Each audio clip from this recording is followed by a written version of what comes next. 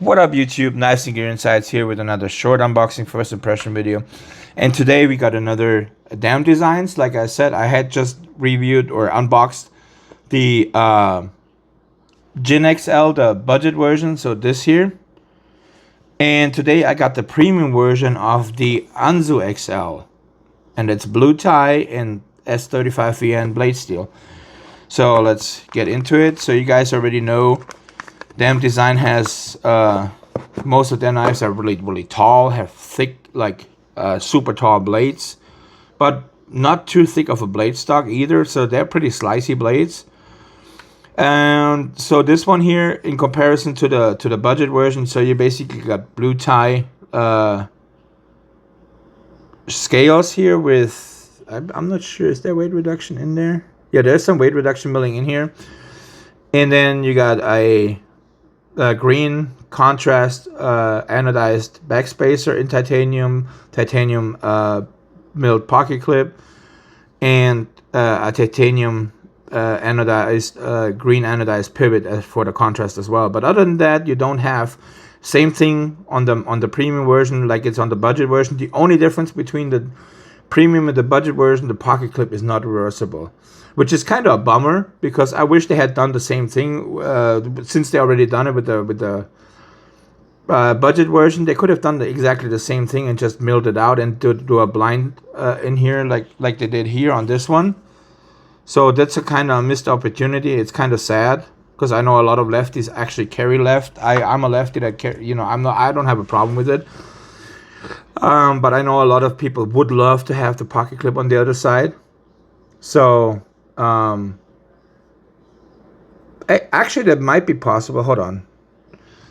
Before I tell you something different, or before I'll tell you something wrong, let me check real quick, because this actually looks like the pocket clip is sitting on top of the scale. If that's the case, the pocket clip might even be reversible. Maybe they did that on purpose. Let me just check real quick. I just want to make sure. Oh, that's a T10, sorry. T8. Before I tell any nonsense. Is that set in or inset, or is that actually on top? Oh yeah, that's inset. Never mind. See? Yeah, it's a missed opportunity. I wish they had done that. Would have been really nice for a lot of people, for lefties. So I just wanted to clarify this, because it actually looks like it's set on top. But yeah, it's actually not. Is that straight? Yeah. So yeah, unfortunately, this is a missed opportunity from Damn Designs. I hope maybe the next models or the next generation or whatever, or maybe a Model 2, they will change this. But otherwise, like I said, they're very minimal hardware. Only one screw here, only one screw in the pocket clip, and then the pivot, and that's pretty much it. And then you got your blade here, so you can see the blade is different style. This is more traditional looking versus this massive poon that we have here on this one. So you can see they're different. This is more, I'd say, what is this? Is that a drop point? I think this is a drop point blade, but I could be wrong right now. Again, super nice chimping on top here, so you can see there's some smuts in there. That skin on this chimping is like, if you have hands that lose skin quickly, this is a magnet for it, definitely, because it is quite aggressive, even though it doesn't look like it. It is quite sharp actually, which I like. I mean, it does provide some grip. So again, super tall blade, same ergos like the budget version, but this, like I said, different blade, of course. So, but this also comes in the budget version, the same like the Anzu XL, and then there's a Tanto version. That's the only knife that I didn't pick up, unfortunately. I couldn't find one. But here, the action again, super smooth. Drop shot, reverse flick works great. Front flipper, did you hear that? I mean, this snapping out with authority, like this is massive. This is loud as hell. Same with the over the top, like the front roll. So it works great. I mean, I love these. These are some of my favorite knives, even though I've never seen these before. Before I actually got, I don't know, I came across this on Facebook actually. I scrolled through Facebook, and all of a sudden this ad popped up where it said the budget versions are $30 off, and you know. So I clicked on the link and I looked at it and was like, wow, $35 a knife. I'm gonna pick one up. So I got this, and this came in, and I opened it up. I played with it for a minute, and I was like, I gotta have the premium version. So I went to search on the web, and they still had these in stock as premium versions as well. And so I went ahead and ordered one, and it came in. And besides that, you have to be a little bit more careful, of course, because you got, you know, this is a frame lock, not a liner lock. So for lefties, it's a little bit different than for righty. Well, even a righty has to pay attention to not put pressure on the lock bar. But you know, the way I open it, I have to be basically up here, and then I have no problem of flicking it, like pretty much any frame lock knife. When you're lefty, you always gotta modify your flick a little bit. Whoops, damn, drop it. Either way, so basically you have very similar specs on this one, I think. Let's do the, but this is heavier, I think, than the base version. Yeah, it's a little bit heavier. It's 4.95 ounces, so close to 5 ounces. So it's 0.4, but it carries different for some reason. I don't know. This is 4.6. This is 4.95. So it I don't feel the weight on this one, but I do feel the weight on this one. I don't know what the difference is. They're very similar actually in size and everything, but for some reason you feel the 5 ounces or close to 5 ounces on this one, but the 4.6 ounces on this one you don't feel. So again, let's get the measurements on this one, and then we do some size comparisons.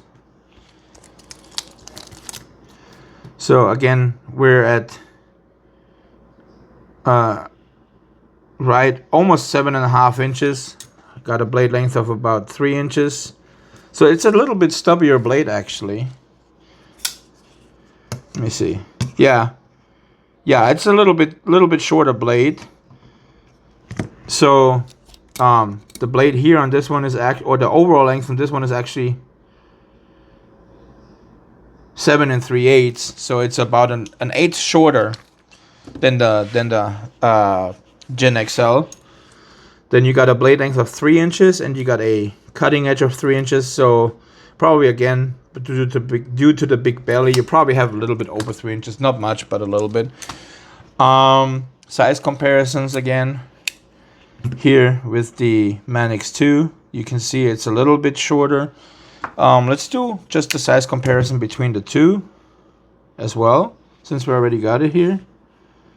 So you can see overall length. You can see this one is just a hair longer, like an eighth. That's basically what the difference is the blade length of about an eighth, because the handle is pretty much the same, but the blade is a little bit longer. So, and then we got the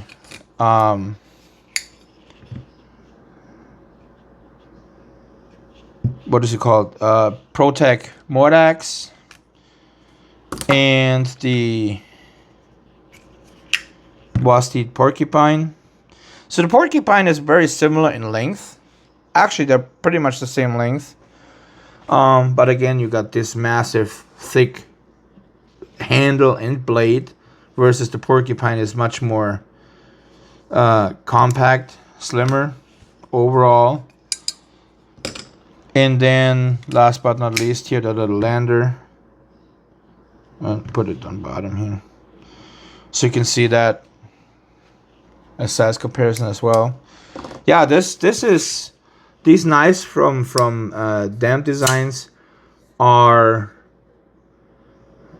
in my opinion, something rather a little bit rare. I don't recall many manufacturers that make these kind of stubby looking knives. So Damp Designs is really unique in this department, which I think is cool. I really like this. This is something. Ergos are good. You know, you have quite some force. You have enough jimping here on top. You can definitely cut, and these will cut. These are sharp. Action is pretty good on this one as well.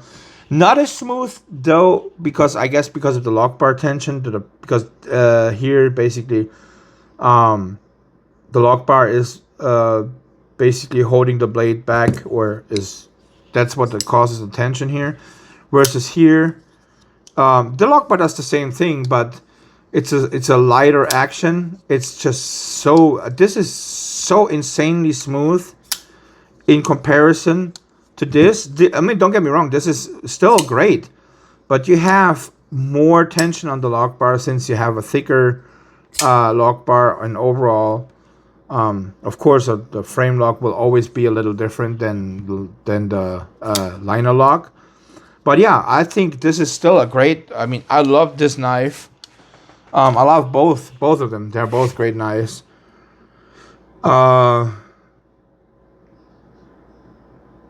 Yeah, they definitely. I think this one will definitely.